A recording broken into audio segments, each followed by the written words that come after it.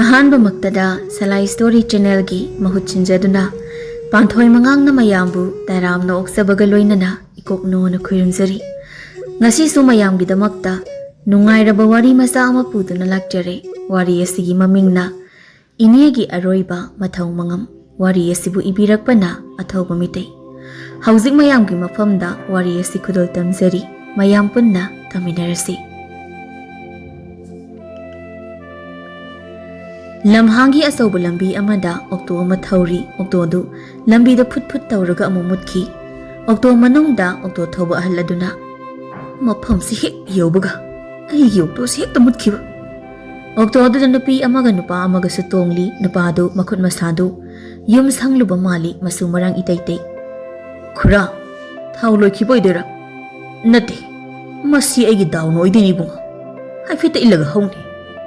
"ꯑꯍꯣꯏ ꯈꯨꯔꯥ, ꯑꯩ ꯏꯜꯂꯛꯑꯒꯦ ꯑꯗꯨꯗꯤ." "ꯐꯔꯦ ꯑꯗꯨꯗꯤ ꯑꯩ ꯑꯗꯨꯝ ꯇꯣꯡꯉꯒꯦꯀꯣ." ꯅꯨꯄꯥꯗꯨ ꯀꯨꯝꯃꯒ ꯑꯣꯛꯇꯣꯗꯨ ꯈꯣꯡꯀꯥꯞ ꯐꯅ ꯁꯥꯡꯅ ꯀꯟꯅ ꯏꯜꯂꯒ ꯑꯣꯛꯇꯣꯗꯨ ꯍꯧꯕꯒ ꯅꯨꯄꯥꯗꯨ ꯑꯣꯛꯇꯣꯗꯨꯗ ꯇꯣꯡꯂꯒ ꯆꯠꯈ꯭ꯔꯦ꯫ ꯑꯍꯜ ꯑꯗꯨꯅ ꯅꯨꯄꯥꯗꯨꯒ ꯅꯨꯄꯤꯗꯨꯒꯗꯨ ꯌꯨꯝ ꯑꯃꯒꯤ ꯊꯣꯡꯒꯥꯜꯗ ꯊꯝꯂꯝꯃꯤ꯫ ꯅꯨꯄꯤꯗꯨꯒ ꯅꯨꯄꯥꯗꯨꯒ ꯌꯨꯝꯗꯨꯗ ꯆꯪꯂꯛꯏ꯫ ꯅꯨꯄꯤꯗꯨ ꯌꯣꯡꯆꯥꯛ ꯆꯔꯣꯡ ꯑꯃ ꯌꯥꯜꯂꯒ, "ꯕꯥꯖꯤꯒꯗꯣ ꯆꯥꯛ ꯂꯥꯝꯃꯝꯃꯅꯤ ꯗꯥꯝꯆꯥ, ꯍꯌꯦꯡꯈꯩ ꯉꯟꯅ ꯍꯜꯂꯛꯅꯕ ꯇꯧ." "ꯅꯣꯡ ꯐꯥꯗꯣꯛꯁꯨ ꯊꯦꯡꯕ ꯍꯥꯏꯗꯨꯅꯤ, ꯑꯣꯛꯇꯣ ꯌꯥꯔꯛꯇꯕꯒꯤꯅꯤ ꯍꯥꯏꯔꯣ ꯕꯥꯖꯤꯗ ꯅꯪꯅ?" ꯑꯌꯤꯡꯕꯤꯗꯨ ꯁꯤꯂꯣꯛꯇ ꯉꯛꯅ ꯁꯥꯎꯅꯤꯡꯅ, "ꯑꯣꯛꯇꯣ ꯌꯥꯝꯅ ꯇꯣꯡꯂꯛꯑꯦ ꯑꯩꯈꯣꯏ." ꯏꯃꯨꯡꯗ ꯁꯤꯂꯣꯛꯀꯤ ꯃꯄꯥꯅ, "ꯏꯕꯨꯡꯉꯣ, ꯌꯨꯝꯗ ꯁꯤꯗꯣꯛꯄꯅ ꯐꯅꯤ. ꯕꯥꯖꯤ, ꯁꯤꯗꯣꯛꯄ ꯄꯥꯝꯃꯨꯏ, ꯁꯦꯝꯖꯤꯜꯂꯒ ꯌꯣꯟꯁꯤ. ꯉꯁꯤ ꯌꯨꯝꯗ ꯃꯆꯨ ꯇꯩꯕ ꯂꯣꯏꯁꯤꯜꯂꯝꯂꯕꯅꯤ. ꯑꯍꯟꯕꯒ ꯆꯞ ꯃꯥꯟꯅꯍꯧꯔꯕꯅꯤ. ꯌꯣꯜꯂꯗꯤ ꯂꯨꯄꯥ ꯂꯥꯛ 25,000ꯃꯨꯛꯇꯤ ꯁꯤꯠꯅꯤ ꯄꯤꯛꯑꯁꯨ." "ꯐꯔꯦ, ꯑꯗꯨꯗꯤ ꯌꯣꯜꯂꯣ. ꯅꯪ ꯊꯣꯛꯄ ꯇꯧꯔꯣ. ꯃꯧꯗꯣ ꯆꯥꯛꯇꯨꯕꯨ ꯂꯣꯏꯗ꯭ꯔꯤꯕ ꯖꯥꯠꯂꯥ? ꯆꯥꯒ ꯑꯆꯥꯄꯣꯠꯀꯁꯤꯅꯗꯤ ꯌꯥꯔꯛꯇ꯭ꯔꯤꯕꯣ ꯏꯕꯣꯛ ꯄꯨꯛꯁꯦ?" "ꯑꯩ ꯆꯥꯛ ꯂꯣꯏꯔꯕ ꯌꯦꯡꯈꯤꯒꯦ ꯕꯥꯖꯤ. ꯑꯗꯣ ꯏꯃꯥꯒꯤ ꯃꯤꯡꯗ ꯂꯩꯀꯥꯏꯒꯤ ꯑꯍꯜ ꯈꯔ ꯆꯥꯛ ꯀꯧꯅꯤꯡꯉꯦ ꯕꯥꯖꯤ. ꯏꯃꯥꯗꯤ ꯑꯍꯜ ꯂꯃꯟꯁꯤꯡꯕꯨ ꯌꯥꯝ ꯅꯨꯡꯁꯤꯕꯅꯤ." "ꯀꯩ ꯀꯥꯟꯗꯕꯗ, ꯅꯃꯥꯅ ꯎꯁꯨ ꯎꯔꯣꯏꯗꯕꯗ. ꯁꯤꯈ꯭ꯔꯕ ꯃꯤꯒꯤ ꯊꯧꯒꯜ ꯇꯧꯕ ꯍꯧꯅꯗꯦ. ꯆꯥꯛ ꯑꯝꯇ ꯂꯣꯏꯁꯤꯜꯂꯨꯔꯣ." ꯉꯁꯤꯁꯨ ꯁꯤꯂꯣꯛꯇꯨ ꯃꯇꯣꯝꯇ ꯃꯥꯅ ꯁꯦꯝꯖꯤꯜꯂꯤꯕ ꯆꯦꯛꯀꯤ ꯌꯨꯝꯗꯣ ꯉꯁꯤꯁꯨ ꯌꯨꯝ ꯃꯆꯨ ꯁꯪꯂꯤ꯫ "ꯆꯦꯛꯀꯤ ꯌꯨꯝꯅꯕꯨ ꯁꯥꯊꯤꯅ ꯐꯔꯦꯗ. ꯃꯆꯨ ꯁꯪꯖꯤꯜꯂꯒ ꯑꯍꯟꯕ ꯃꯥꯜꯂꯤꯁꯤꯗꯤ. ꯊꯣꯡꯅꯥꯎꯁꯤꯃꯒ ꯃꯆꯨ ꯁꯪꯖꯤꯜꯂꯒ ꯍꯥꯎꯁ ꯅꯝꯕꯔ 1 ꯀꯥꯏꯅ ꯍꯦꯛꯇ ꯊꯥꯖꯜꯂ ꯊꯝ ꯂꯣꯏꯔꯦ." ꯁꯤꯂꯣꯛꯇꯨ ꯁꯨꯃꯥꯡꯗ ꯂꯦꯞꯄꯒ ꯃꯥꯒꯤ ꯌꯨꯝꯗꯣ ꯌꯦꯡꯂꯤꯉꯩ ꯊꯪꯅꯕꯒꯤ ꯑꯍꯜ ꯑꯃ ꯆꯪꯂꯛꯏ꯫ ꯑꯍꯜ ꯅꯤꯄꯥ ꯑꯗꯨꯅ, "ꯌꯣꯟꯕ ꯁꯤꯠꯇ꯭ꯔꯕ꯭ꯔꯥ? ꯍꯥ, ꯅꯪꯒꯤꯁꯤꯕꯨ? ꯍꯥ ꯁꯤꯂꯣꯛ? ꯈꯥꯇꯣꯟ, ꯐꯛꯂꯥꯡꯁꯦ ꯂꯩꯉꯣꯏ ꯍꯥꯖꯤꯜꯂꯦ." "ꯈꯥꯇꯣꯟ, ꯐꯛꯂꯥꯡꯁꯦ ꯂꯩꯉꯣꯏ ꯍꯥꯖꯤꯜꯂꯦ, ꯃꯆꯨ ꯁꯪꯖꯤꯜꯂꯦ. ꯍꯧꯖꯤꯛꯇꯤ ꯑꯍꯟꯕ ꯃꯥꯜꯂꯕꯅꯤꯅ ꯌꯣꯟꯕ ꯁꯤꯠꯂꯅꯤꯗ." "ꯌꯦꯡꯕꯗꯗ ꯃꯤꯅ ꯀꯤꯍꯟꯒꯅꯨ. ꯑꯗꯨꯝ ꯂꯩꯖꯈꯤꯅꯤ. ꯍꯥꯟꯅꯩ ꯐꯤꯕꯝꯗꯨꯗꯤ ꯀꯥꯏꯗꯩ ꯌꯨꯝꯊꯪꯅꯕ ꯑꯩꯈꯣꯏ ꯐꯥꯎꯕ ꯌꯦꯡꯕꯗ ꯀꯤꯌꯦꯕ." "ꯈꯪꯗꯦ ꯈꯥꯇꯣꯟ, ꯌꯨꯝꯁꯦ ꯑꯃꯟꯕꯕꯨ ꯍꯦꯛ ꯃꯥꯜꯂꯕ ꯌꯦꯡꯕꯗ ꯍꯦꯛꯇ ꯀꯤ. ꯑꯗꯣ ꯍꯧꯖꯤꯛꯇꯤ ꯀꯤꯗ꯭ꯔꯦꯗ. ꯃꯜꯂꯁꯨ ꯃꯤ ꯂꯩꯔꯗꯤ ꯀꯤꯗꯧ ꯅꯠꯇꯦ ꯏꯕꯣ. ꯐꯖꯕ ꯑꯆꯧꯕ ꯌꯨꯝ ꯃꯌꯥꯝ ꯑꯃꯁꯨ ꯃꯤ ꯂꯩꯇꯕꯒꯤ ꯆꯪꯕ ꯀꯤꯕ ꯃꯌꯥꯝ ꯑꯃ ꯂꯩꯔꯤꯕꯅꯤ. ꯚꯨꯠ ꯇꯝꯅ ꯁꯤꯜꯂꯛꯇꯅ." "ꯑꯗꯣ ꯈꯥꯇꯣꯟ, ꯀꯩꯒꯤꯅꯣ ꯃꯤ ꯂꯩꯇꯕ ꯌꯨꯝꯁꯦ ꯃꯤꯅ ꯍꯦꯛꯇ ꯀꯤꯒꯜꯂꯤꯁꯦ? ꯀꯩꯒꯤꯅꯣ ꯈꯥꯇꯣꯟ?" "ꯃꯤ ꯂꯩꯇꯕ ꯌꯨꯝꯁꯦ ꯂꯥꯏ ꯂꯩꯒꯜꯂꯦ ꯍꯥꯏꯅꯩ. ꯌꯨꯝ ꯃꯅꯨꯡꯗ ꯂꯥꯏ ꯇꯤꯟꯒꯤ ꯃꯈꯣꯜ ꯇꯥꯏ ꯍꯥꯏ, ꯑꯗꯨꯏꯅꯤ." "ꯑꯗꯨꯗꯤ ꯈꯥꯇꯣꯟ, ꯑꯩꯁꯨ ꯁꯤꯗ ꯂꯩꯕ ꯍꯧꯔꯒꯦ. ꯚꯨꯠ ꯇꯥꯜꯂꯒꯦ." "ꯍꯧꯔꯣ ꯀꯩꯅꯣ. ꯑꯗꯣ ꯂꯥꯏ ꯇꯤꯟ ꯍꯥꯟꯅ ꯐꯖꯅ ꯈꯨꯔꯨꯝ ꯊꯣꯛꯈꯣ, ꯑꯗꯨꯒ ꯆꯪꯉꯣ. ꯅꯨꯡꯁꯤꯠ ꯅꯨꯡꯁꯥ ꯆꯥꯟꯅꯗ꯭ꯔꯗꯤꯅꯦ ꯅꯥꯕ ꯈꯣꯠꯄ ꯇꯧꯅꯤ. ꯃꯤ ꯂꯩꯕꯗ ꯆꯥꯟꯅꯕ ꯆꯥꯟꯅꯗꯕ ꯌꯨꯝ ꯍꯥꯏꯕ ꯑꯃꯁꯨ ꯂꯩꯕꯅꯤ. ꯑꯗꯨꯅ ꯑꯃꯥꯏꯕ ꯑꯃꯥꯏꯕꯤ ꯇꯧꯔꯒ ꯂꯥꯏ ꯇꯤꯟ ꯍꯥꯟꯅ ꯐꯖꯅ ꯈꯨꯔꯨꯝ ꯊꯣꯛꯑꯒ ꯆꯪꯉꯣ." "ꯏꯁꯥꯒꯤ ꯌꯨꯝꯕꯨ ꯀꯩꯒꯤ ꯂꯥꯏ ꯈꯨꯔꯨꯝꯗꯨꯅ ꯈꯥꯇꯣꯟ? ꯃꯤꯒꯤ ꯌꯨꯝ ꯑꯩꯈꯣꯏꯅ ꯂꯩꯕꯁꯨ ꯅꯠꯇꯦ. ꯕꯥꯖꯤꯒꯤ ꯑꯍꯥꯟꯕ ꯌꯨꯝꯁꯤꯕꯣ. ꯑꯗꯨ ꯑꯣꯏꯔꯁꯨ ꯆꯍꯤ ꯐꯅꯗꯤ ꯌꯨꯝꯁꯦ ꯃꯤ ꯂꯩꯅꯔꯨꯗ꯭ꯔꯕ ꯅꯠꯇ꯭ꯔꯣ? ꯌꯨꯝꯁꯦ ꯅꯄꯥꯅ ꯁꯥꯕ ꯅꯠꯇꯦ, ꯅꯄꯨꯅ ꯂꯩꯔꯝꯕꯅꯤ. ꯌꯨꯝꯁꯦ ꯆꯍꯤ 100 ꯍꯦꯜꯂꯕ ꯌꯨꯝꯅꯤ." ꯑꯍꯜ ꯑꯗꯨ ꯌꯨꯝꯗꯨꯗ ꯌꯦꯡꯂꯝꯂꯒ ꯊꯨꯅ ꯊꯣꯛꯈꯤ꯫ ꯁꯤꯂꯣꯛꯅ, "ꯍꯣꯏ, ꯑꯗꯣ ꯈꯥꯇꯣꯟ." "ꯈꯥꯇꯣꯟ, ꯈꯥꯇꯣꯟ!" ꯁꯤꯂꯣꯛꯇꯨ ꯑꯍꯟꯗꯨ ꯀꯧꯔꯒ ꯂꯩꯍꯧꯏ꯫ ꯊꯥ ꯑꯃ ꯍꯥꯏꯔꯦ ꯁꯤꯂꯣꯛꯇꯨ ꯃꯥꯒꯤ ꯅꯨꯄꯤꯒꯤ ꯌꯨꯝꯁꯤꯗ ꯂꯩꯔꯛꯄ꯫ ꯁꯤꯂꯣꯛꯀꯤ ꯅꯨꯄꯤꯗꯨꯁꯨ ꯋꯥ ꯂꯥꯟ ꯀꯌꯥ ꯉꯥꯡꯒꯟꯗꯦ꯫ ꯁꯤꯂꯣꯛꯅ ꯉꯥꯡꯕ ꯈꯛꯇꯅꯤ ꯈꯨꯝꯂꯤꯕ ꯑꯁꯤ꯫ ꯁꯤꯂꯣꯛꯅ ꯃꯥꯒꯤ ꯅꯨꯄꯤꯗꯨ ꯑꯌꯤꯡꯕꯤ ꯍꯥꯏꯅ ꯀꯧꯕꯤ, ꯋꯥ ꯉꯥꯡꯗꯦꯅ꯫ ꯅꯣꯡꯃ ꯁꯤꯂꯣꯛꯇꯨ ꯑꯌꯤꯡꯕꯤꯒ ꯂꯝꯕꯤꯗ ꯑꯣꯛꯇꯣ ꯑꯃ ꯈꯥꯝꯂꯒ, "ꯈꯣꯏꯔꯧ ꯈꯨꯜ ꯐꯥꯎꯕꯅꯦ ꯇꯥꯗ." "ꯍꯣꯏ ꯍꯣꯏ, ꯀꯥꯈꯠꯂꯣ. ꯑꯗꯣ ꯑꯩ ꯕꯔꯥꯗꯤ ꯂꯧꯔꯣꯏꯀꯣ." ꯁꯤꯂꯣꯛꯇꯨ ꯌꯥꯝ ꯉꯛꯅ, "ꯍꯥ, Kayge tongman lawridino tada. Aidi yumda halakpani. Adugi bara lawre haibanida. Oh, aidi swai lawre. Ayingbe, nangdi swai lawdra. Tadagi maongse. Aisu swai lawre. Adune aisi swai lawbi wani mi. Auto driver na. Pare. Tongkalo. Ayingbina silokta maram sadana sauribagi maram warisigi aroibada khanglakani. Lambida auto driver na. Ay yokto se pairaga amuk thoksiro. Ha ina. Ha tadabu kanjaga thalakpro. Ay khoina thori se paibagumbani nei bo. Chumine dasu tada.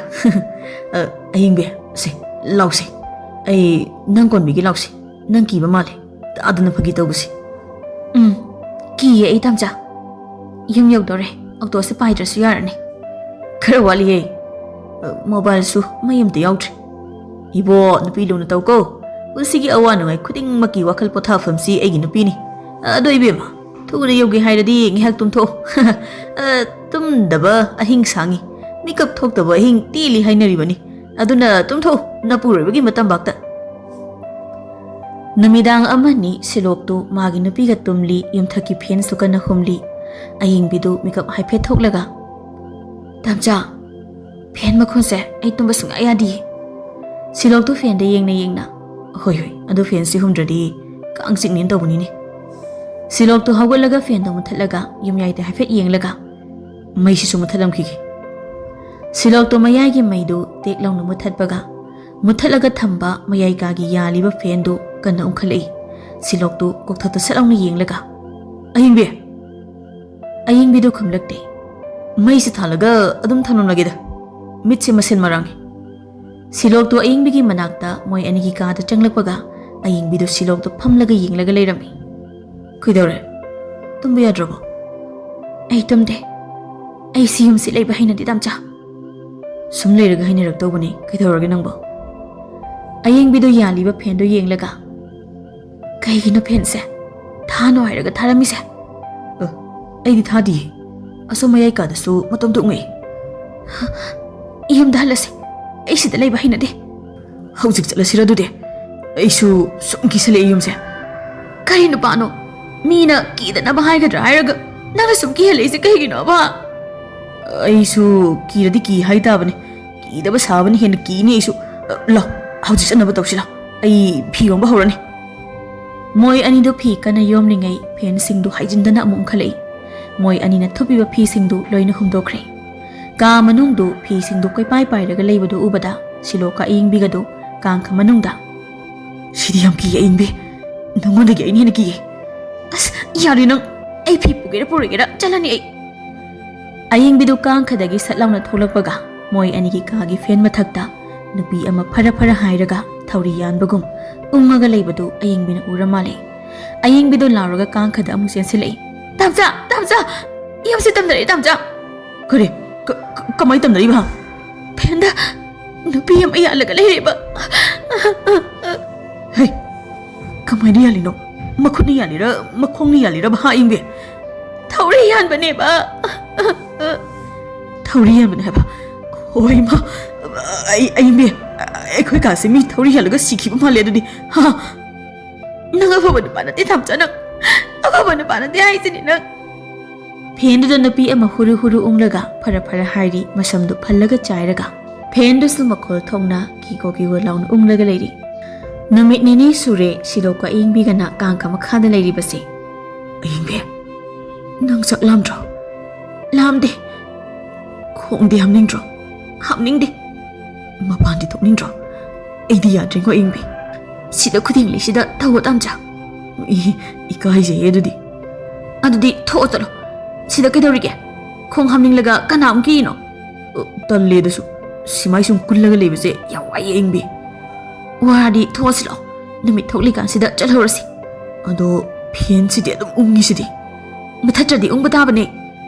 Hoi edasu summi. Adudi ibani punna tho siko. Hoi tho si.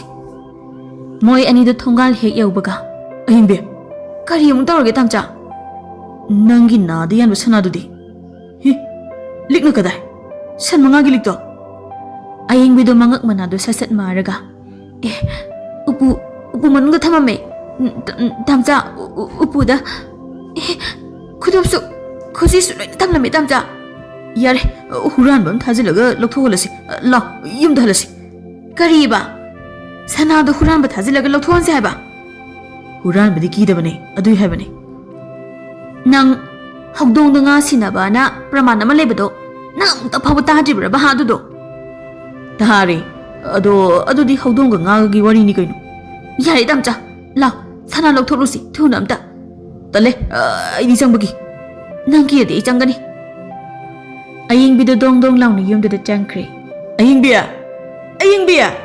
ꯆꯪꯈꯤꯅꯣꯕ ꯑꯌꯤꯡꯕꯤ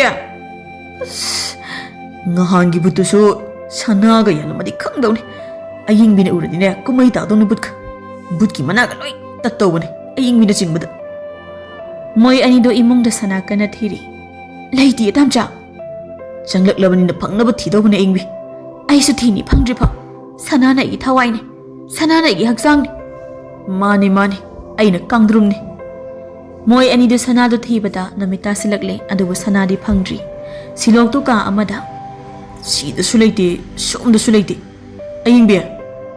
ꯑꯌꯤꯡꯕꯤ ꯐꯪꯗ꯭ꯔꯕꯣ ꯑꯌꯤꯡꯕꯤꯗꯨ ꯈꯨꯝꯂꯛꯇꯦ ꯅꯪ ꯁꯤꯔꯕꯣ ꯑꯌꯤꯡꯕꯤ ꯈꯨꯝꯗ꯭ꯔꯤꯗꯨꯕꯣ ꯑꯩ ꯐꯦꯟꯗ ꯊꯧꯔꯤ ꯌꯥꯟꯗꯣꯏ ꯇꯧꯔꯤꯌꯦ ꯇꯥꯝꯆꯥ ꯕꯨꯠ ꯅꯨꯄꯤꯗꯨꯅ ꯍꯥꯏꯔꯛꯄꯅꯤ ꯁꯤꯂꯣꯛꯇꯨ ꯁ꯭ꯋꯥꯏ ꯂꯥꯎꯏ ꯃꯁꯝ ꯃꯅꯥ ꯆꯞ ꯌꯨꯡꯏ ꯃꯃꯤꯠꯇꯨ ꯆꯐꯨꯃꯨꯛ ꯂꯥꯎꯊꯣꯛꯅ ꯍꯧꯖꯤꯛꯀꯤꯗꯨꯗꯤ ꯀꯤꯍꯦ ꯁꯤꯂꯣꯛꯇꯨ ꯀꯤꯃꯟꯗꯅ ꯃꯥꯅ ꯁꯅꯥ ꯊꯤꯔꯤꯕ ꯀꯥꯗꯨꯒꯤ ꯃꯅꯤꯡꯗ ꯊꯣꯡ ꯑꯃ ꯂꯩꯕꯗꯨ ꯍꯥꯡꯗꯣꯛꯂꯒ ꯍꯣꯠꯇꯅ ꯆꯦꯟꯊꯣꯔꯛꯏ ꯑꯗꯨꯒ ꯁꯤꯂꯣꯛꯇꯨ ꯃꯄꯥꯟꯒꯤ ꯏꯪꯈꯣꯜꯒꯤ ꯂꯩꯇꯨꯝꯒꯥꯏ ꯃꯔꯛꯇ ꯂꯦꯞꯄꯒ ꯁꯤꯂꯣꯛꯇꯨ ꯌꯨꯝꯗꯨꯗ ꯀꯤꯅ ꯌꯦꯡꯂꯒ ꯁꯤꯗꯤ ꯌꯥꯝ ꯀꯤꯍꯦ ꯑꯌꯤꯡꯕꯤꯗꯤ ꯅꯠꯇꯦ ꯑꯌꯤꯡꯕꯤ ꯁꯤꯂꯣꯛꯇꯨ ꯌꯨꯝ ꯃꯅꯥꯛꯇ ꯍꯥꯏꯐꯦꯠ ꯑꯃꯨꯛ ꯆꯪꯁꯤꯜꯂꯒ ꯑꯌꯤꯡꯕꯤ ꯑꯩꯗꯤ ꯃꯄꯥꯟꯗ ꯂꯩꯔꯦ ꯑꯌꯤꯡꯕꯤ ꯁꯤꯂꯣꯛꯇꯨ ꯑꯌꯤꯡꯕꯤ ꯀꯧꯔꯤꯉꯩ ꯁꯤꯂꯣꯛꯀꯤ ꯇꯨꯡꯗꯒꯤ ꯅꯨꯄꯤ ꯑꯃꯅ ꯇꯞꯅ ꯅꯥꯀꯣꯡ ꯃꯌꯥꯗ ꯑꯩꯒꯤ ꯅꯥꯞꯄꯗ ꯆꯤꯜꯂꯤꯕ ꯁꯅꯥꯁꯦ ꯅꯪ ꯂꯧꯊꯣꯛꯄ ꯍꯩꯒꯗ꯭ꯔꯥ ꯏꯕꯨꯡꯉꯣ ꯁꯤꯂꯣꯛꯇꯨ ꯃꯇꯣꯝꯇ ꯁꯤꯗꯤ ꯏꯁꯩ ꯑꯃ ꯂꯩꯕꯗꯨ ꯍꯥꯏꯐꯦꯠ ꯃꯥꯜꯂꯗ꯭ꯔꯣ ꯀꯔꯤ ꯑꯣꯏꯒꯤ ꯅꯥꯁꯇꯣꯝ ꯌꯦꯠꯇ ꯆꯤꯟꯕꯤꯔꯣ ꯂꯥ ꯂꯩꯖꯔꯒꯦ ꯄꯨꯟꯁꯤꯁꯦ ꯅꯅꯥꯛꯇ ꯂꯥꯒ ꯇꯧꯕꯗꯣ ꯁꯤꯂꯣꯛꯇꯨ ꯉꯥꯏꯍꯥꯛꯇꯤ ꯃꯥꯒꯤ ꯇꯨꯡꯗ ꯂꯦꯞꯄꯤꯕꯗꯨ ꯇꯝꯅꯔꯤꯕꯅꯤ ꯍꯥꯏꯕ ꯀꯥꯎꯗꯅ ꯏꯁꯩꯗꯨ ꯁꯛꯂꯒ ꯃꯁꯥꯒꯗꯨ ꯍꯥꯏꯐꯦꯠ ꯅꯤꯛꯂꯤꯉꯩ ꯁꯤꯂꯣꯛꯀꯤ ꯃꯅꯥ ꯑꯅꯤꯗꯨ ꯀꯅꯥꯒꯨꯝꯕꯤ ꯅꯨꯄꯤ ꯑꯃꯅ ꯄ꯭ꯔꯦꯛ ꯄ꯭ꯔꯦꯛ ꯂꯥꯎꯅ ꯑꯃꯨꯛ ꯂꯩꯈꯥꯏꯔꯛꯏ ꯁꯤꯂꯣꯛꯇꯨ ꯃꯃꯤꯠꯇꯨ ꯌꯨꯡꯂꯒ ꯈꯨꯅꯤꯡꯗꯨ ꯇꯥꯈꯠꯂꯒ ꯀꯟꯅ ꯂꯧꯔꯛꯏ ꯑꯌꯣ ꯑꯩ ꯁꯤꯔꯦ ꯅꯥꯒ ꯇꯠꯂꯦ ꯑꯌꯣ ꯁꯤꯔꯦ ꯁꯤꯂꯣꯛꯀꯤ ꯃꯅꯥ ꯑꯅꯤꯗꯨ ꯂꯩꯅ ꯅꯨꯄꯤ ꯑꯃꯒꯤ ꯑꯌꯛꯄ ꯈꯣꯟꯖꯦꯜꯗ ꯁꯤꯂꯣꯛꯀꯤ ꯃꯅꯥꯀꯣꯡꯗ ꯍꯥꯏꯖꯤꯟꯗꯅ ꯂꯥꯎꯁꯤꯜꯂꯛꯏ ꯇꯥꯅꯤꯡꯗꯦ ꯍꯥꯏ ꯅꯥꯀꯣꯡꯁꯤꯡꯗ ꯌꯩꯔꯦ ꯍꯦꯛ ꯃꯤꯀꯨꯞ ꯑꯃꯒꯤ ꯇꯨꯡ ꯁꯤꯂꯣꯛꯅ ꯁꯜꯂꯒ ꯊꯦꯛꯇꯣꯛꯂꯒ ꯃꯥꯡꯂꯣꯝꯗ ꯁꯜꯂꯒ ꯄꯥꯏꯈꯤꯕꯗꯣ ꯍꯧꯖꯤꯛ ꯁꯤꯂꯣꯛꯀꯤ ꯃꯅꯥ ꯂꯩꯈꯥꯏꯔꯒ ꯂꯥꯎꯁꯤꯜꯂꯛꯄ ꯅꯨꯄꯤꯗꯨꯅ ꯈꯣꯡꯄꯥꯛꯅ ꯀꯥꯎꯕꯒꯤ ꯑꯣꯏꯔ ꯃꯥꯜꯂꯦ ꯁꯤꯂꯣꯛꯇꯨ ꯃꯥꯡꯂꯣꯝꯗ ꯆꯦꯟꯕꯣꯏ ꯄꯥꯏꯕꯣꯏ ꯂꯩꯇꯨꯝꯀꯥꯏ ꯃꯔꯛꯇ ꯁꯜꯂꯒ ꯁꯤꯠꯂꯒ ꯄꯥꯏꯁꯤꯟꯈꯤ ꯁꯤꯂꯣꯛꯇꯨ ꯋꯥ ꯉꯥꯡꯈꯤꯗ꯭ꯔꯦ ꯇꯨꯃꯤꯟꯅ ꯎꯞꯄꯒ ꯂꯩꯈ꯭ꯔꯦ ꯁꯣꯝꯗ ꯑꯌꯤꯡꯕꯤꯗꯤ ꯁꯅꯥ ꯊꯤꯕꯗ ꯚꯨꯠ ꯄ꯭ꯔꯦꯠꯇꯤ ꯂꯥꯏꯔꯗꯅ ꯚꯋꯥ ꯐꯥꯎꯕ ꯀꯥꯎꯔ ꯃꯥꯜꯂꯦ ꯑꯌꯤꯡꯕꯤꯗꯨ ꯀꯥ ꯑꯃꯒꯤ ꯎꯄꯨ ꯀꯟꯅ ꯐꯥꯛꯂꯤꯉꯩ ꯁꯤꯂꯣꯛꯀꯤ ꯈꯣꯟꯖꯦꯜ ꯃꯥꯟꯕ ꯅꯤꯄꯥ ꯑꯃꯅ ꯃꯐꯝ ꯀꯗꯥꯏꯗꯒꯤꯅꯣ ꯈꯪꯗꯅ ꯎꯏ ꯁꯅꯥꯗꯤ ꯌꯥꯝ ꯆꯣꯞꯄꯤꯀꯣ ꯍꯣꯏ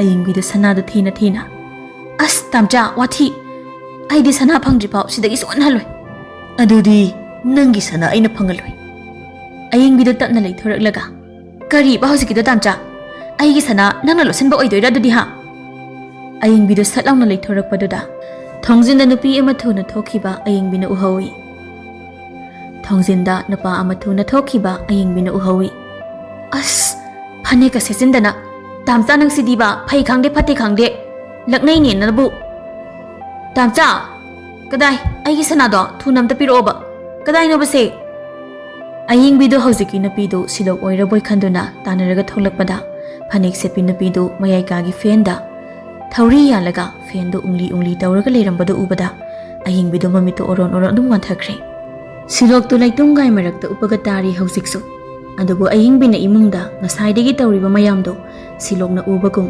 ꯃꯃꯤꯠꯇꯨ ꯄꯪꯂꯤ ꯃꯃꯪꯑꯣꯏ ꯀꯔꯤꯑꯣꯏ ꯎꯔꯤ Ngasidagi chahi 35 muki mamangni. Silokna hauzik semjiliba yumsida amaiba ahal ama leirami. Amaiba ahaldu chahi 10 muk magi lighting gi phattaba thabak amakhak mai paknaba tawrami laiwa sanarami. Migi thawai lona katlaga. Nongma numidang ama amaiba thawan jauna machanupi amakhak poksabi lei mahanda. Ibema asida amtu chalusira. Numidang sida kaidana baje. Lausang khuldani. Thuna halak tawani. As baje dudi yamna laptro. Isuk suoga unina so bangak tahuraga. Napa yauringai karigi nangbu kinu ha. Basi aduda nupi amagi saru su phangki haidai. Aiki tamnaramni ba. Yonggi saru ni kaino dudi. Law ngasi natradi yada tawbani. Ai tholamagi ko. Ai mairasi pure ko. Lambi da lai mahana lapna uriba uza hoba umang adu yenglaga. Basi ayam kizare. Pare nang kina disida leram. Ai ngairam. Ai changlukhi.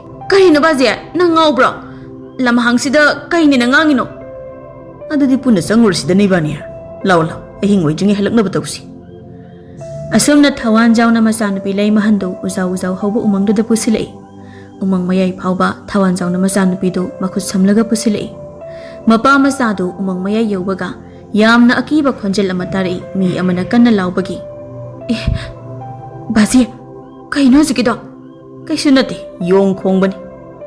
Thawan jauna lei mahanda sung pusilakpada lighting gi thoram tawfam but press hanapam manba mafam lama leirami. Mafam dada chekna koisinba mai hofam achauba amasu leiri mai zaklaga. Phi amubana saba laidibi mayam amasu u singda yalaga leibadada lei mahandu ki manduna. Kaina baje sida torami mayam sidi baje. Lei mahana mapada yenglubada mapadu utup ama pairaga leirami. Kaisunati bema. Nang napabu warogana. Thawan jauna machanupi lei mahandu makoktu utuptuna pop langna thomdatkhi. Lei mahana wakhal tarakpada lei mahandu pang tinglaga chekna koina semba mai hofam leirang amagi mamangda mapa thawan jauna achaubu mai ama tharaga mai duda phi amubana saba laidibi amamam thadaraga laikana soli. Adabu lei mahandi tarang amada masadu u amada pang tinglaga yalaga adum leiri. Thawan jaudu mai jaudu da laidi bidu amuba amamam langsilaga thakum chikum su mitrang tha laitin thamai hokum so ija kale aigi piro he isha ngasi su life di binangi mahut thawai pon ba mina sindula aina tawning ba tawbang ngamnaba mi shatin phawba aina thamai bangam namak igi kuttalay bangam pinabirong ngasidagi ay Naidibi mayam da loy na may ngorong thari adugo akibadi naidibi singdu may da kana chongli may safang labagum Thawan jaw du masan pigi manak da changli aduga masan pigi mamay da phak tharaga Ibema nang haugat labo ha ibema Lay mahan do mamay mamito ihing na hing oro ta kay mamito oron mapi oro ta na panglaga wangang bangam boy ngam da boy Basi, aise, basi na, kay doi no basi. Ay na nang say, lai da katladaw ni.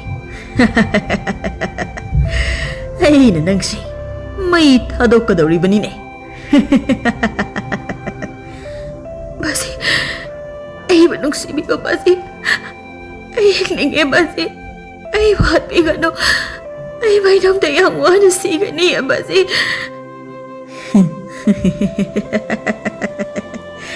Ay, napana nang silay dakat mani. Isa di sang nasuraren ka ba ni. Si, kaday. Ay na nang si may datak na nasado upsin ko. Saan sungyak kamu ko. Basi, ay saya basi. Ay may saya basi. Ay may na saya. Ay saya basi.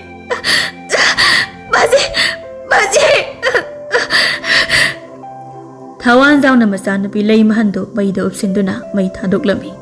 Lay mahando ugo po na may sak lami. Lay mahando may sakhang bada sa amagong kong lami. May rakto da parang chong lami. Udo da punda.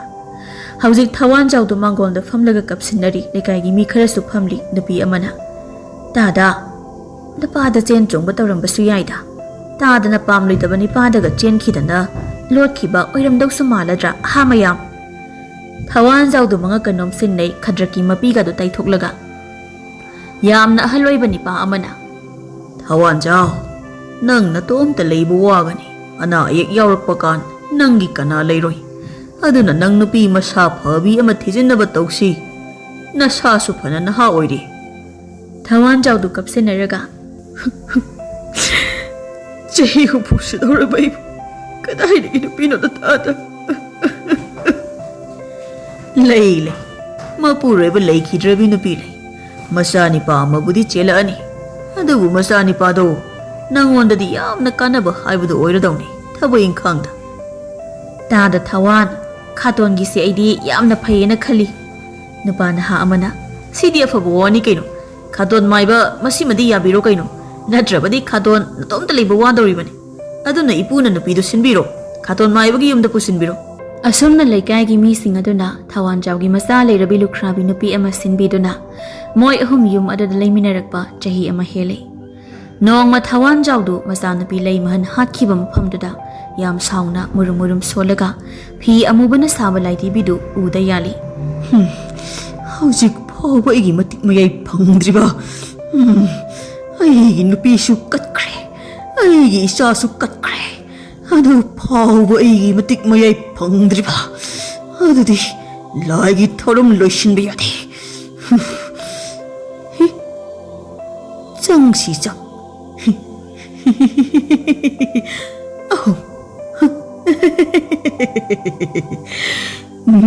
ꯑꯍꯨꯝ ꯃꯤ ꯑꯍꯨꯝ ꯀꯠꯂꯒ ꯐꯪꯕ꯭ꯔꯥ ꯌꯦꯡꯒꯦ ꯑꯩꯒꯤ ꯃꯇꯤꯛ ꯃꯌꯥꯏ ꯑꯁꯦ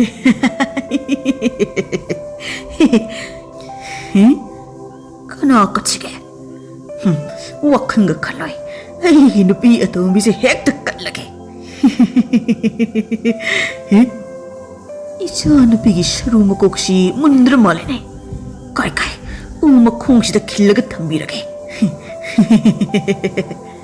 ꯅꯨꯃꯤꯗꯥꯡꯅꯤ ꯂꯝꯍꯥꯡꯒꯤ ꯂꯝꯕꯤ ꯑꯃꯗꯅꯤ ꯂꯨꯈ꯭ꯔꯥꯕꯤꯒꯤ ꯃꯆꯥ ꯂꯣꯡꯖꯥꯗꯨ ꯃꯇꯣꯝꯇ ꯐꯝꯂꯤ ꯏꯃꯥ ꯅꯪꯕꯨ ꯆꯍꯤ ꯅꯧꯔꯤꯕ ꯅꯨꯄꯤ ꯑꯃꯔꯥ ꯆꯍꯤ ꯅꯧꯔꯤꯕꯤ ꯌꯨꯝ ꯄꯥꯟꯕ ꯌꯥꯔꯤꯕꯤ ꯃꯄꯨꯔꯣꯏꯕ ꯂꯩꯇ꯭ꯔꯕꯤ ꯃꯧ ꯑꯃꯔ ꯏꯃꯥ ꯅꯪ ꯆꯍꯤ ꯅꯧꯅ ꯃꯄꯨꯔꯣꯏꯕ ꯀꯥꯏꯅꯈꯤꯕ ꯀꯅꯥꯒꯨꯝꯕꯤ ꯅꯨꯄꯤ ꯑꯃꯅ ꯑꯃꯨꯛ ꯌꯨꯝ ꯄꯥꯟꯕꯗ ꯋꯥꯈꯜ ꯇꯥꯕ ꯃꯤꯑꯣꯏ ꯀꯅꯥ ꯑꯃꯠꯇꯅ ꯅꯍꯥꯛꯅ ꯇꯧꯔꯤꯕꯗꯨ ꯑꯁꯣꯏꯕꯅꯤ ꯍꯥꯏꯔꯣꯏ ꯅꯪꯒꯤ ꯇꯨꯡꯒꯤꯗꯃꯛꯅꯤ ꯍꯥꯏꯒꯅꯤ ꯅꯨꯄꯤꯒꯤ ꯃꯄꯣꯛ ꯃꯄꯨꯔꯣꯏꯕ ꯂꯩꯇ꯭ꯔꯕ ꯃꯇꯨꯡ ꯌꯥꯝ ꯇꯣꯜꯂꯕ ꯃꯄꯣꯛ ꯑꯃ ꯍꯥꯏꯕꯗꯨ ꯑꯣꯏ ꯏꯃꯥ ꯆꯍꯤ ꯌꯥꯝ ꯅꯧꯅ ꯃꯄꯨꯔꯣꯏꯕ ꯀꯥꯏꯅꯔꯕꯁꯤꯡ ꯇꯨꯡꯒꯤ ꯈꯜꯂꯒ ꯃꯥꯕꯨ ꯇꯨꯡ ꯀꯣꯏꯅ ꯉꯥꯛꯄꯤ ꯁꯦꯟꯕꯤꯒꯗꯕ ꯅꯤꯄꯥ ꯑꯃ ꯌꯥꯝꯅ ꯃꯊꯧ ꯇꯥꯔꯦ ꯏꯃꯥ ꯃꯈꯣꯏ ꯌꯨꯝ ꯄꯥꯟꯕ ꯌꯥꯏ ꯑꯅꯧꯕ ꯄꯨꯟꯁꯤ ꯑꯃ ꯁꯦꯝꯍꯟꯅꯤꯡꯉꯤ ꯅꯧꯅ ꯂꯥꯏꯕꯛ ꯊꯤꯔꯕꯤꯁꯤꯡ ꯃꯄꯨꯔꯣꯏꯕ ꯂꯩꯈꯤꯗ꯭ꯔꯕ ꯃꯧꯅ ꯃꯧ ꯑꯅꯧꯕꯤ ꯑꯃꯅ ꯁꯤꯗ꯭ꯔꯤ ꯐꯥꯎꯕ ꯅꯨꯄꯥ ꯃꯌꯨꯝꯗ ꯂꯩꯕ ꯍꯥꯏꯕꯁꯦ ꯅꯨꯄꯤ ꯃꯈꯣꯏꯒꯤꯗꯤ ꯌꯥꯝꯅ ꯋꯥꯅ ꯍꯤꯡꯒꯅꯤ ꯆꯩꯅꯥꯅ ꯊꯃꯣꯏꯕꯨ ꯑꯣꯠꯀꯅꯤ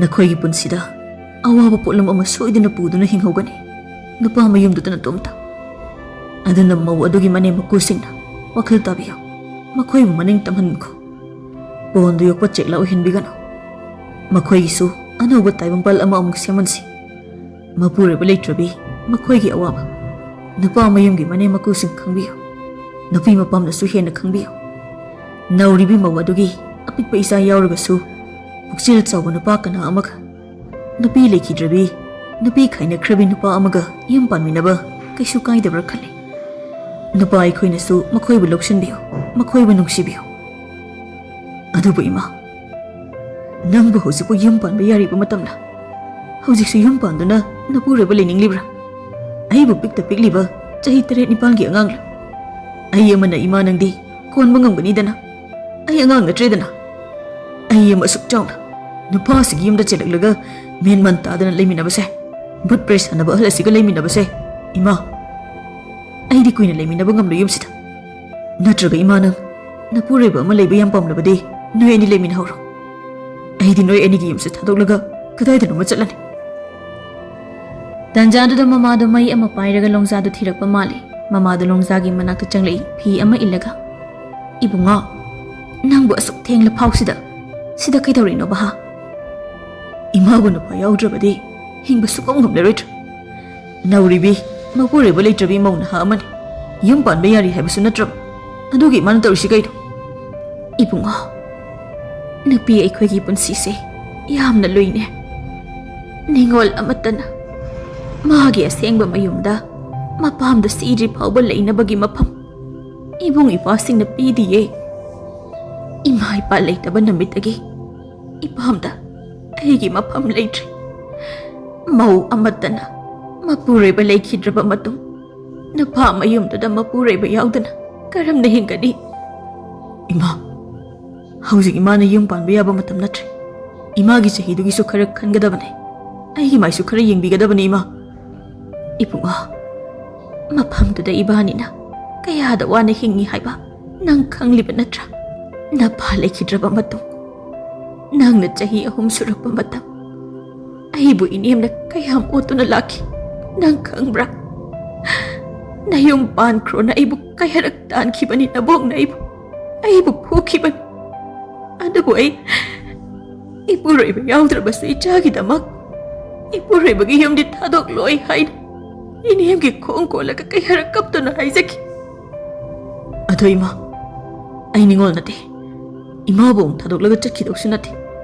Ima bo ay nakon kadabani ima.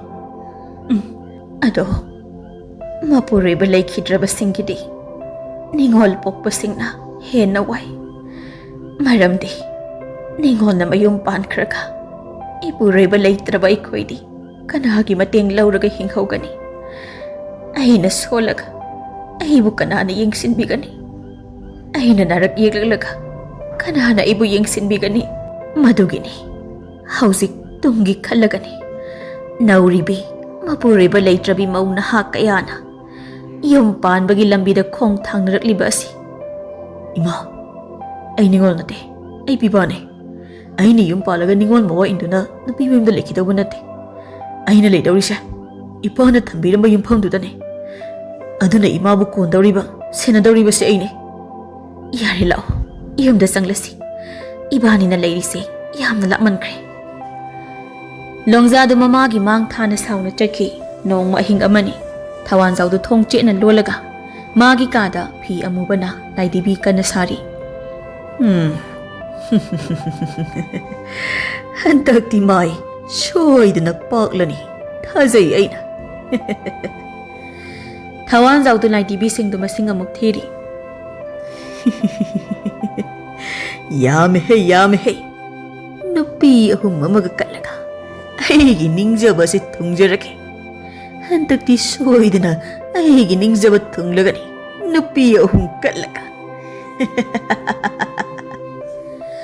Somdu langzadu tumlambadagi tawanzauna murum sonbadu masaidagi famungda phamlaga tarambadai haugatlaga tumina thongdu hanglaga tawanjaugi loliba thongdugi manakta tumina lepaga tawanjauna ngangliba tawriba mayamdu taraga kari nupi ahum laida katbaiba masidi mi hatpa amaiba oiramnidana sidi. Numidangdu tawanjaudu laidibi mayamdu puraga magi lainingpham lai sonphamda chali. Aduga longzadu tawanjaugi matungda inari. Tawanjaudu magi lainingphamda laidibi mayamdu udalang tawraga amamam yana. Isa nupi saru sidi maina tumna chaklamdri bore. Chaklo namatun amalakli maga punna may amuk thadok minagi nangka. Longzadu lay mahangi mayna chakpatumdaba haksangi sarudu ubada humang karamale. Makhongdu laybagda tapna thamlaga humang taithui. Masidi machanupi phawba hatpa amai boire. Adudi ai hujik kaidawni ima se puraga chenkrasira. Ai yumda thuna hanbana phane aduga ima puraga chenkhibana phane. Longzadu mamada wari pumba lirammi adubu mamadi longjana hairiba singdu thajaramde. Machanipana tawanjaubu yadabagi semjin sajinba warini haina mamana longjada oina chaibirami. Longjadu kirambadagi saungingbana amuk loiramale. Longjadu magi kada changlaga tumkhre. Adubu longjada mamabudi senadaba yade haina ahing tumlamde mitna singna leirami.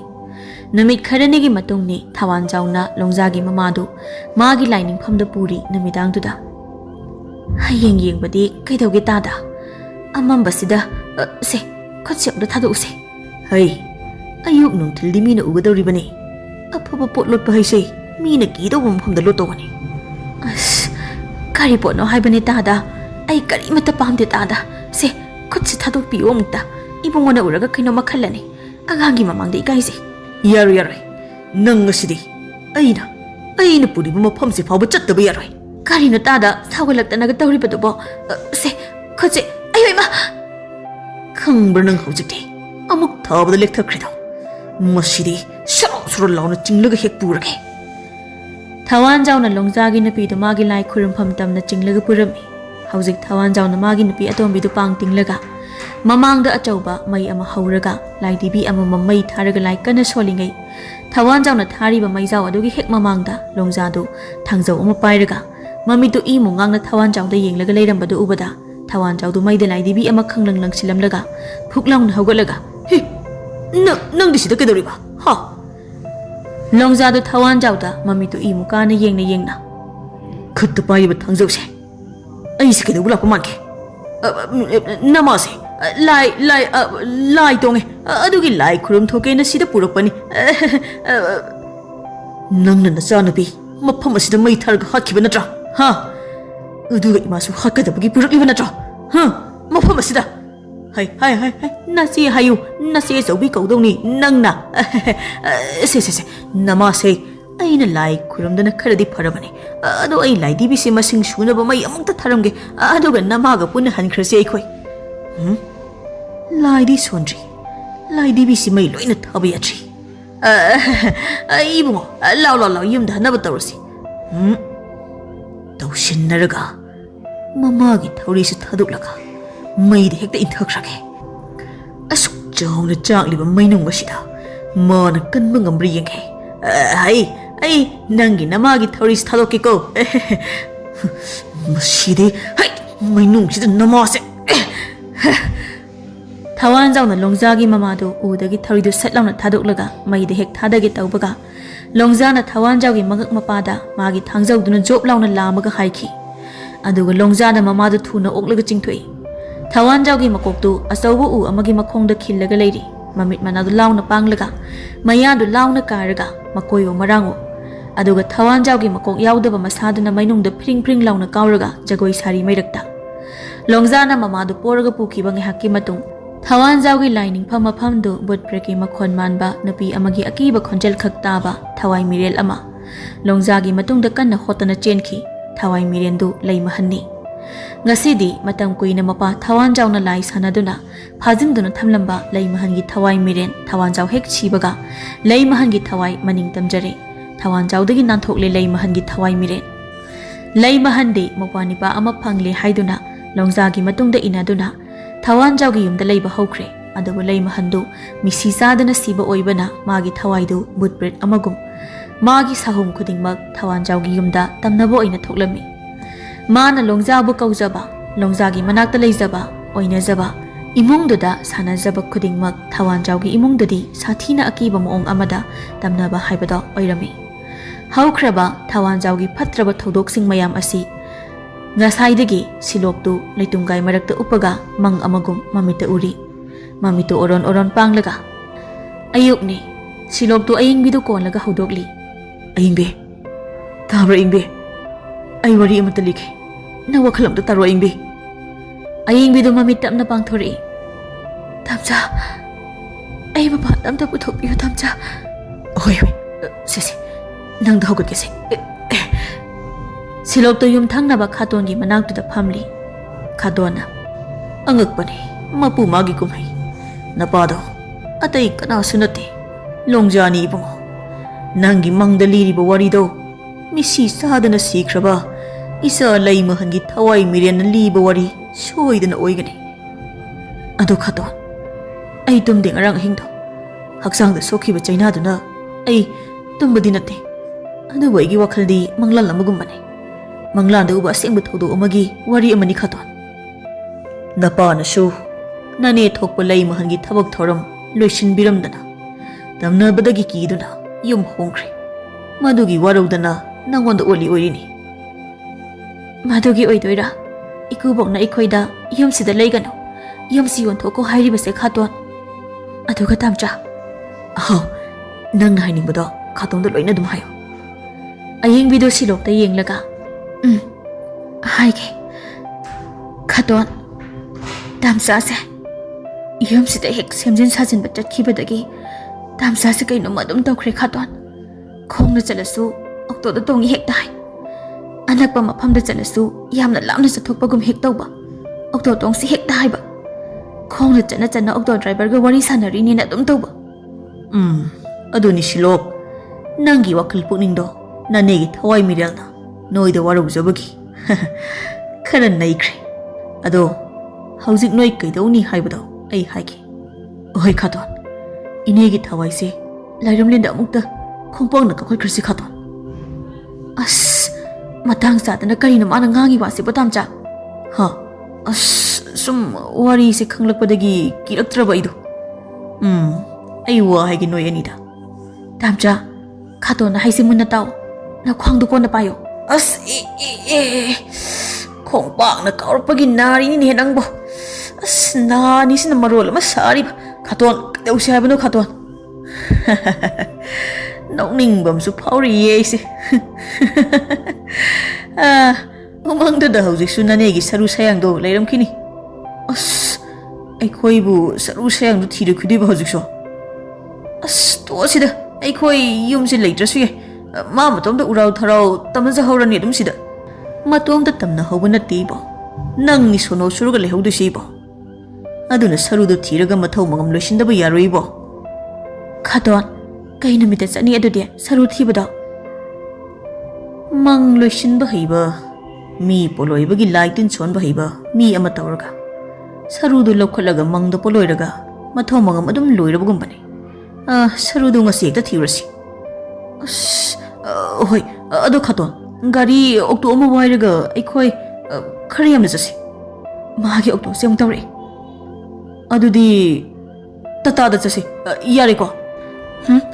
ꯁꯔꯨꯗꯣ ꯌꯥꯝ ꯊꯨꯅ ꯃꯊꯧ ꯃꯉꯝ ꯇꯧꯗꯕ ꯌꯥꯔꯔꯣꯏ ꯁꯤꯗꯤ꯫ ꯑꯁꯨꯝꯅ ꯁꯤꯂꯣꯡꯅ ꯑꯃꯥꯏꯕ ꯑꯃꯒ ꯑꯃꯥꯏꯕꯤ ꯑꯃꯒ ꯇꯧꯔꯒ ꯁꯔꯤꯛ ꯁꯔꯥꯡ ꯈꯔ ꯈꯤꯛꯂꯒ ꯎꯃꯪꯗꯨꯗ ꯂꯩꯃꯍꯟꯒꯤ ꯁꯔꯨꯗꯨ ꯊꯤꯔꯝꯃꯤ꯫ ꯂꯩꯃꯍꯟꯒꯤ ꯁꯔꯨ ꯃꯀꯣꯛꯇꯨ ꯐꯪꯂꯕ ꯃꯇꯨꯡ ꯑꯃꯥꯏꯕꯤꯅ, ꯉꯁꯤꯗꯤ ꯅꯨꯃꯤꯠ ꯇꯥꯔꯅꯤ, ꯉꯁꯤꯒꯤ ꯑꯍꯤꯡꯁꯤ ꯁꯔꯨꯁꯤ ꯌꯨꯝꯗ ꯊꯝꯗꯕꯁꯨ ꯌꯥꯔꯣꯏ꯫ ꯀꯩꯒꯤꯅꯣ ꯍꯥꯏꯁꯦ ꯑꯃꯥꯏꯕꯤ?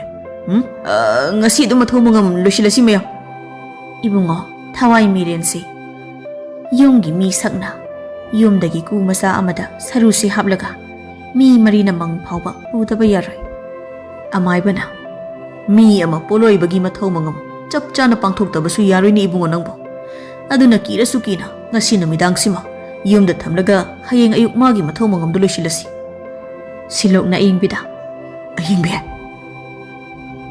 ꯈꯥꯇꯣꯟꯒꯤ ꯃꯆꯥꯅꯨꯄꯥ ꯍꯣꯏ ꯉꯁꯤ ꯈꯔ ꯂꯦꯛꯄꯤꯌꯨ ꯍꯥꯏꯔꯁꯤ ꯇꯥꯝꯆꯥ꯫ ꯑꯗꯨꯃꯥꯏꯅ ꯇꯧꯔꯁꯤ꯫ ꯍꯣꯏꯗ, ꯃꯣꯕꯥꯏꯜꯗ ꯒꯦꯝ ꯁꯥꯟꯅꯔ ꯂꯩꯔ ꯂꯣꯏꯔꯦ꯫ ꯑꯍꯤꯡ ꯅꯣꯡꯌꯥꯏꯅꯤ ꯂꯩꯃꯍꯟꯒꯤ ꯁꯔꯨ ꯃꯀꯣꯛꯇꯨ ꯁꯤꯂꯣꯛꯀꯤ ꯌꯨꯝꯗ ꯂꯥꯏ ꯇꯤꯟ ꯇꯧꯔꯒ ꯊꯝꯂꯤ ꯈꯥꯡꯉꯦꯟꯐꯝꯗ꯫ ꯈꯥꯇꯣꯟꯁꯨ ꯑꯍꯤꯡꯗꯨ ꯃꯆꯥꯅꯤꯄꯥ ꯀꯤꯒꯟꯕꯗ ꯆꯥꯡꯗꯝꯅꯤꯡꯉꯥꯏ ꯂꯩꯇ꯭ꯔꯕꯗꯨꯒ ꯃꯥꯡꯒꯣꯜꯗ ꯇꯨꯝꯂꯤ꯫ ꯁꯤꯂꯣꯛꯇꯤ ꯇꯨꯝꯗ꯭ꯔꯦ, ꯈꯥꯡꯉꯦꯟꯐꯝꯗ ꯐꯤꯅ ꯀꯨꯞꯄꯒ ꯊꯝꯂꯤꯕ ꯁꯔꯨ ꯃꯀꯣꯛꯇꯨꯗ ꯌꯦꯡꯂꯒ ꯃꯃꯤꯠ ꯃꯅꯥꯗꯨ ꯏꯁꯥ ꯁꯥꯠꯅ ꯃꯥꯡꯒꯣꯟꯗ ꯐꯝꯂꯤ꯫ ꯑꯌꯤꯡꯕꯤꯗꯤ ꯇꯨꯝꯂꯤ ꯁꯤꯂꯣꯛꯇ ꯉꯥꯊꯔꯒ꯫ ꯈꯥꯇꯣꯟꯒꯤ ꯃꯆꯥꯅꯤꯄꯥꯅ, ꯕꯥꯖꯤ, ꯇꯝꯅꯗ꯭ꯔꯐꯥꯎ ꯑꯁꯨꯛ ꯌꯥꯝꯅ ꯀꯤꯔꯁꯤꯅꯗꯤ ꯇꯝꯅꯔꯗꯤ ꯀꯌꯥꯝ ꯀꯤꯔꯅꯤ ꯕꯥꯖꯤ? ꯈꯥꯇꯣꯟꯗꯨ ꯍꯤꯞꯅ ꯍꯤꯞꯅ, ꯍꯩ, ꯇ꯭ꯔꯦꯅꯤꯡꯅꯤꯀꯣ ꯑꯩ ꯅꯉꯣꯟꯗ ꯄꯤꯔꯤꯁꯦ, ꯇꯝꯅꯔꯗꯤ ꯀꯤꯕ ꯐꯔꯗꯧꯅꯤ꯫ ꯑꯩ ꯇꯨꯝꯒꯦ, ꯅꯪ ꯕꯨꯠ ꯊꯣꯛꯂꯛꯄ ꯉꯥꯏꯌꯨ꯫ ꯇꯨ, ꯅꯣꯏ ꯇꯥ ꯁꯤꯂꯣꯛꯁꯨ ꯉꯁꯥꯏꯗꯒꯤ ꯕꯨꯠ ꯊꯣꯛꯄ ꯉꯥꯏꯔꯤꯁꯤꯅꯤ, ꯈꯥꯡꯉꯦꯟꯐꯝꯁꯤꯗ ꯌꯦꯡꯂ ꯇꯧꯔꯤꯁꯤ꯫ ꯑꯩ ꯇꯨꯝꯃꯦꯀꯣ, ꯅꯣꯏ ꯑꯅꯤ ꯕꯨꯠ ꯊꯣꯛꯂꯛꯄ ꯉꯥꯏꯍꯥꯛ ꯌꯦꯡꯈꯣ꯫ ꯑꯁꯦꯡꯕꯩꯔꯣ ꯕꯥꯖꯤ? ꯕꯨꯠ ꯊꯣꯛꯑꯗꯤ ꯀꯤꯗꯕ꯭ꯔꯣ ꯕꯥꯖꯤ? ꯕꯥꯖꯤ, ꯅꯪ ꯇꯨꯝꯃꯕꯣ ꯕꯥꯖꯤ? ꯑꯁ, ꯇꯥ ꯁꯤꯂꯣꯛ, ꯀꯩꯅꯣ ꯊꯣꯊꯣꯠ? ꯀꯩꯒꯤꯅꯣ ꯅꯪꯅ ꯈꯥꯡꯉꯦꯟꯐꯝꯗ ꯃꯨꯟꯅ ꯌꯦꯡꯉꯤꯗꯣ? ꯀꯩꯝ ꯅꯠꯇꯦ ꯊꯣꯊꯣꯠ, ꯉꯁꯤꯅ ꯇꯝꯅꯕ ꯂꯣꯏꯔꯦꯅ ꯕꯨꯠ ꯊꯣꯛꯂꯛꯄ ꯉꯥꯏꯔꯤꯅꯤ ꯊꯣꯊꯣꯠ, ꯄꯦꯟꯅ ꯌꯦꯡꯒꯦꯅ꯫ ꯑꯗꯨꯗꯤ ꯅꯇꯣꯝꯇ ꯌꯦꯡꯍꯧꯔꯣ, ꯑꯩ ꯇꯨꯝꯃꯒꯦ꯫ ꯍꯣꯏ, ꯕꯨꯠ ꯊꯣꯛꯂꯛꯑꯀꯥꯟꯗ ꯍꯧꯗꯣꯔꯛꯀꯦ, ꯇꯨꯝꯃꯨ꯫ ꯑꯍꯤꯡ ꯅꯣꯡꯌꯥꯏꯅꯤ ꯁꯤꯂꯣꯛꯁꯨ ꯑꯌꯤꯡꯕꯤꯗꯨ ꯀꯣꯜꯂꯒ ꯇꯨꯝꯂꯤ, ꯊꯣꯊꯣꯠꯁꯨ ꯇꯨꯝꯂꯤ, ꯃꯣꯏ ꯂꯣꯏꯅ ꯇꯨꯝꯂꯤ꯫ ꯃꯣꯏ ꯃꯔꯤꯅ ꯇꯨꯝꯂꯤꯉꯩ ꯈꯥꯇꯣꯟꯗꯨ ꯅꯨꯄꯤ ꯑꯃꯅ ꯀꯥꯜꯂꯒ ꯆꯠꯈꯤꯕꯒꯨꯝ ꯈꯥꯇꯣꯟꯗꯨ ꯐꯨꯛ ꯂꯥꯎꯅ ꯍꯧꯒꯠꯂꯒ ꯃꯅꯥꯛꯇꯩ ꯃꯩꯈꯦꯠꯇꯨ ꯄꯥꯏꯔꯒ ꯁꯠ ꯂꯥꯎꯅ ꯈꯦꯠꯂꯒ, ꯀꯔꯤꯅꯣ ꯍꯧꯖꯤꯛꯀꯤꯗꯣ? ꯇꯥꯕ꯭ꯔꯥ ꯁꯤꯂꯣꯛ? Silok Hi moidi hodok la roki Khatong do manak ta leiba khoizum nei kham de su khallaga lep khallaga Tari bra thawai mirel Nangi wakat ai khoina tare Nahak hayeng phau dang ding ai biro Ai khoina nahak ki apang ba mathau mangam do tawrana ba sillang bo loire Amai ba amai bina ahinga si ba nahak ki yumda Nahak bu nong makhak potha halo takpirami Khatong do khoizum nei kham da mangol da thelaga Khangen pham da mun na yenglaga Oh Ta siang na lei mahan gi thawai haibadu oidawrira Phingau ilaga Khangen pham da phamlaga leibase Som da silok to su khangen pham da yenglaga He sibu mangla Khangen pham da phamlambadagi makok se awang olaga long hip thakribase aduga magi iliba phiyanga wasi masapung ba loina kupsingkre makok su kupsingkre Tha su khangen pham da ki na yenglaga Bazi ai khong yam hamning eba bazi Aying bidi khangen pham da masa matom da phingau kupsinjaraga long na hipli ba lei mahan gi thawai adugi matau du ubada Oh Madi Magi mathau mangam pangthok pi ba ngairam liba oire Yam laba chahi kaya se Kaya da wana khanglam liba oire madi Nongan baga laikai gi ahalaman sing tawduna lei mahan gi sarudu kumasa amada hamlaga mangdama gi araiba mathau mangam pangthok tuna loisin birami Lei mahan gi mathau mangam pangthok pibadagi silok su khongna chana auto driver ga wari sakhidre mapa longza gi yumsu tamna khidre matam khara leiraga longza su silokna magi yumda puraktuna matam khara leminaram laga longza su nokna taibang pan thado khirami leikhidra magi nupigi manakta chatkhirami Tha khara leiraga silok amadi ayingbigi masanipa ama phangjaduna yum aduda ingna tikna leikhirami yamna